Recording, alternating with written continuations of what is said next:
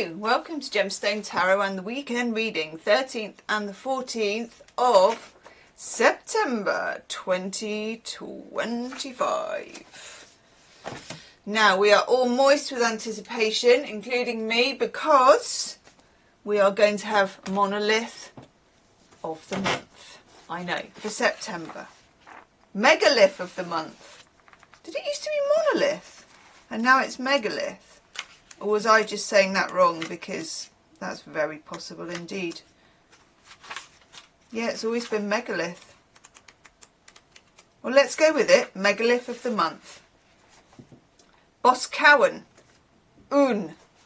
I know, I'm going to show you that word. It's Cornish, so I feel easier about saying it, I think. And there's a picture, which looks like a mini Stonehenge. Let's read. Enclosed by a Cornish hedge, topped with gorse and bracken, all blown about by the breezy salt air of the west of Cornwall. I love west of Cornwall. Boscawen Un is a beautiful circle of stones with one central pillar leaning to the northeast, wherever that is. The name Boscawen Un is formed from the Cornish word bos, meaning farmstead, scawen, meaning elderberry tree, and the suffix un, if I'm saying that right, denoting a pasture. So the name means something like pasture of the farmstead with the elderberry tree. That tells us little about its origins, but it's atmospheric at this time of year when the elderberries hang heavy in the bushes of the narrow lane leading up to here. I might have to go and see this next time I visit the boy. The stone circle's primary alignment appears to be a simple solar one. From the circle, the midwinter sun rises within the Lamorna Gap, which sounds like a laptop, one of the only ways to reach the sea in the district of West Penwith, and so to a significant local landmark. However, after the stone circle was erected, a menhir, M-E-N-H-I-R, standing stone, and I never knew that either, was apparently added a few fields away. It provides an alignment marking the most southern position of the moon in a major lunar standstill year. Maths face, knowledge that would be key to predicting eclipses, such as the one on the 7th of September. And there's one on the 21st as well, actually. Maybe they don't mean the same thing. There are other clues to link this beautiful stone circle to the moon cycles. It contains 19 stones, one of which is white quartz, the others grey. This could represent the 19-year metonic cycle, which is the time it takes for the moon's phases to work their way back to being at the same time each month. This was like the gas pipes now. It's like... Let me know in the comments if you're understanding this, because I'm going to give you a massive high five. Local folklore has it that it is the one white quartz stone that has a connection to the moon and has healing properties. Don't they always have healing properties? Look at that. That's sunrise and sunset. I mean, that is... The Knight of Pentacles would like that diagram. I've managed to put it in a shaded monochrome bar chart for you. I've assimilated the information as accurately as I possibly could, but errors could still occur. Okay, we're going to use the Trip and Wait Tarot. Trip and Wait. I'm doing a worm. I'm getting better at the worm as well. I know it still looks like a worm that's been chopped in half by a spade, but it's kind of, yeah. Anywho, Trip and Wait Tarot. Tell us about the weekend. What's a weekend? What's a weekend? What is it? Okay, I'm going to... Oh, okay. Nice. That one just wanted to come out, so I'm not even going to bother to shuffle that one. What's a weekend?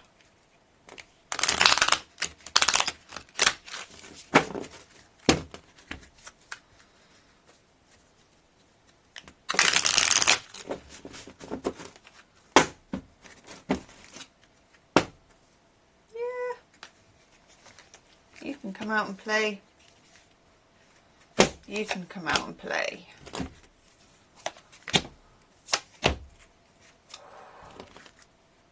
And you can be the overall energy. Oof. Okay. Hang on. Star in reverse. She's in the nod, so we're going to have to just do it like that. Star in the reverse. Itchy nose.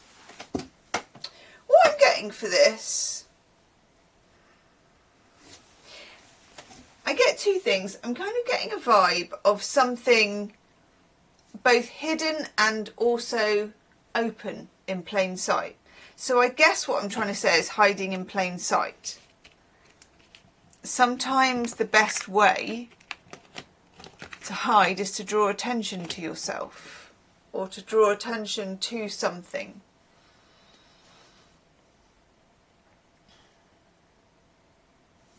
Okay. In the middle of the reading, we've got the Ten of Swords in the reverse, which is a place that we like the Ten of Swords to be. It's nice when the Ten of Swords is like upside down and the swords are falling out rather than landing in. It means that we've reached a point of acceptance, we've reached a pain point, we're over the hump of something, we're like, I know why this happened, I can tolerate X, Y or Z. So it feels cathartic, but it also feels like, and I don't know why this is, and I know it did come up yesterday, choosing to take care of ourselves before choosing. It's taking care of yourself if you are aware that you may be fantasizing, magical thinking, just in that space that we can get into. Sometimes it's panic thinking, where we're sort of up here in a million different directions and we're like, I could do this, I could do that, I could do this, I could do that. And we bring it down to earth. We have Venus and Virgo, the Nine of Pentacles. I am, and I hate using this word because you know it's like mindfulness, eat the raisin thing, but I'm going to use it. I'm present. I'm all present and correct. I'm sinking into the earth. I know where I stand. I know where I belong. It feels like we may need to choose certainty and belonging over excitement, at least temporarily. Okay? There is something, we talked yesterday and the Hermit was in reverse and it was like, I refuse to let this hide. And now the Hermit comes back. I mean, true enough, he's wearing a very fetching, very nice green sort of cloak thing, and I'm highly approving of that.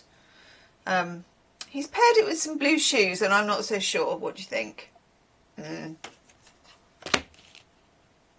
But either way, it's like, I think this is a changeable mind situation, because we also have the Seven of Pentacles in reverse, and that's giving me the impression of what I thought amounted to X doesn't. When I take an appraisal of this, it's not what I thought. It may not be as bad as I thought. It may not be as painful as I thought. I may have healed more than I thought. I may have healed enough that I don't need this anymore.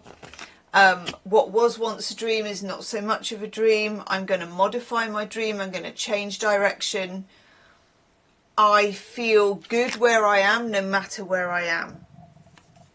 It's got a very powerful edge to it when you feel like that, because what you tend to find is that you become more magnetic and things come and find you. Okay, so I'm just going to show you the cards so I can run over that, because I know it's quite a mind-bendy reading today. Oops. I'm going to leave the star where she is in all her glory, with a crystal preserving her modesty. Okay. And we have the Page of Cups. this is something that provokes us. And I know the Page of Cups is normally like, it's a love offer coming in and all that, and it normally is. But this is like a kindness or an offer that starts the ball rolling and gets you thinking. It's quite provoking. I don't necessarily mean triggering or bad either. I just mean it's provoking. It provokes something. So we have this provoking feeling, a recalibration of what we thought, looking at how something worked out, how it is working out, how it isn't working out, detaching from it emotionally to some extent because we're healed and there isn't a wound for it to attach to because we're healed now. Standing our ground and actually enjoying the ground rather than being up in the air and panic thinking. And resting a little, resting on our laurels, not hiding but resting. It's a bit like not waving but drowning, not hiding but resting. Let's have an oracle card. It's quite a full-on reading today, actually.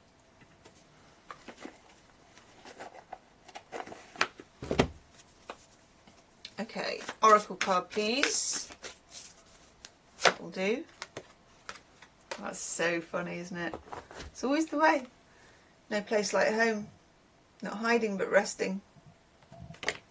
Leave me a comment. Let me know what you're doing for the weekend. I'll see you soon. Namaste.